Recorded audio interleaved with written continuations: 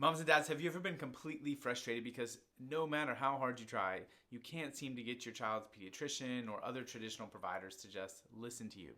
You're asking questions about what's causing the illnesses or their different challenges, but you're just dismissed, or maybe they blame genetics, or they kind of act like it's just bad luck that your child is dealing with these struggles. And then maybe it gets worse because you try to offer natural solutions or you ask about holistic options that you've done research on, and you're either dismissed again or worse, they make a joke that takes away from all the hard work and the research that you have done. That is so frustrating when you are the one putting in that effort and you're really wanting to understand what is going on and you're not given real answers or real help. At Thrive, our approach is completely different than that. And unfortunately, what is going to seem like a brand new and novel approach is really not that complicated, and really it's something that should be the standard across everywhere, and that is just listening. Actually sitting down and listening to moms and dads and hearing their kids' stories and hearing what is going on. That's what happens right here in this room that I'm sitting in. So if you're frustrated by the experiences you've had in those offices, or honestly just the results that your kids are getting, this video is for you because I want to walk you through what might be a better approach. What is a different way to handle those things? So let me walk you through a couple steps here. At Thrive, the first step is listening. Every single new patient experience is going to have that deep dive in that consult. We're gonna hear your kid's story. We're gonna learn about where are they coming from, what are the challenges they dealt with, what are the goals that you are shooting for, and what does that look like for your kid.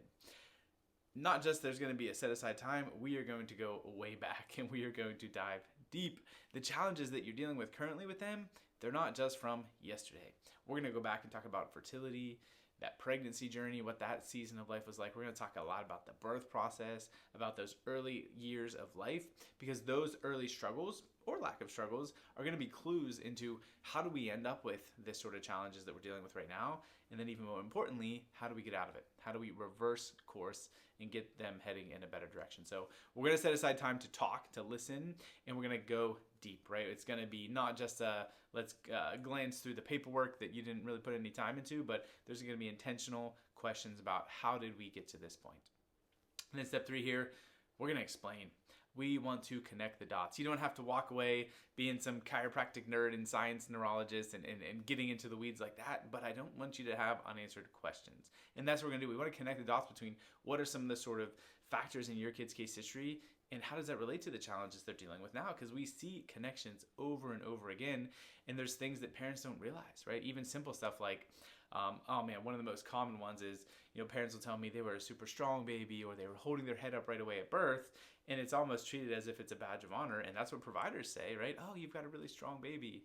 That's a red flag. That's a stressed baby, not a strong baby. That's a red flag that their body is way too tense. They should be relaxed. They shouldn't be holding their head right away. Or stuff like, maybe skipping crawling or having abnormal crawling patterns.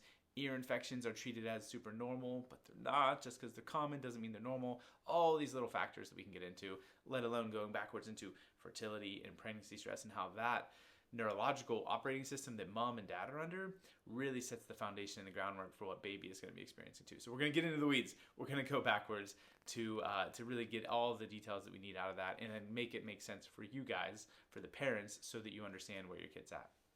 Next thing we're going to do is the neurological scans. That is a huge part of our care planning, is assessing the nervous system, is measuring where are they at, what is that operating system behind the scenes. Those scans are going to let us both initially set out that initial care plan and then track throughout care as we do our progress scan updates. How are we doing?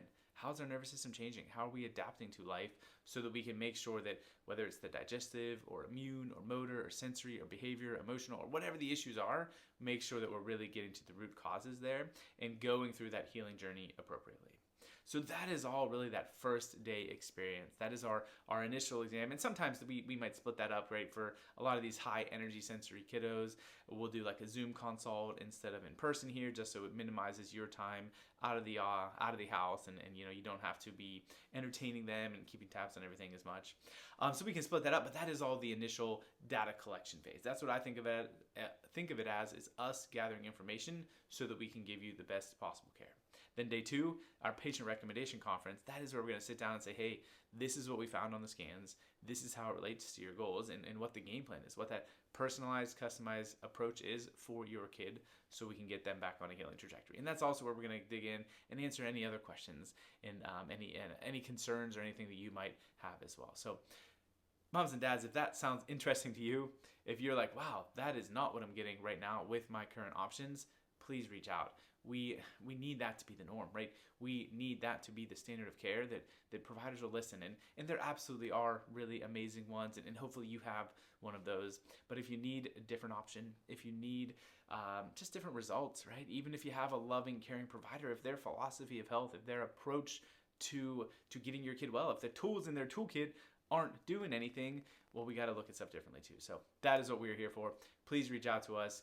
You can find more information about what that initial new patient process looks like on our website, and we would love to have you chat with one of our amazing care advocates. They will walk you through that process. So send us a DM, give us a call, send us an email, stop by sometime. We are here to help, and I cannot wait to meet you soon and help your family thrive.